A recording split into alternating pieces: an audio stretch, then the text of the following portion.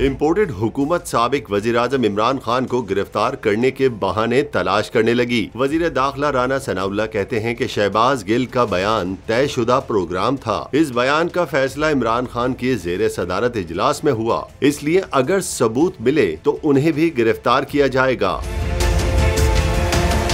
इंतकाम का जज्बा रखने वाले राना सनाउल्लाह ने कहा कि आज इमरान खान कह रहे हैं कि गिरफ्तारी से पहले सफाई का मौका देना चाहिए। मुझ पर 15 किलो हेरोइन डाली गई, क्या मुझे गिरफ्तार करते वक्त सफाई का मौका दिया था?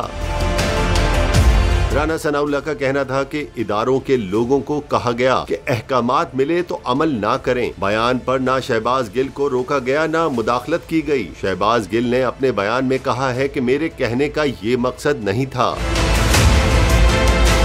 इस ज़िम्न में पीटीआई का कहना है कि पीडीएम की इम्पोर्टेड हुकूमत साबिक वजीर आजम को गिरफ्तार करने के बहाने तलाश कर रही है, जबकि तहरीक इंसाफ पर पाबंदी लगाने की भी मंसूबाबंदी कर रखी है, मगर जल्द उनका ये ख्वाब चिकनाचूर हो जाएगा।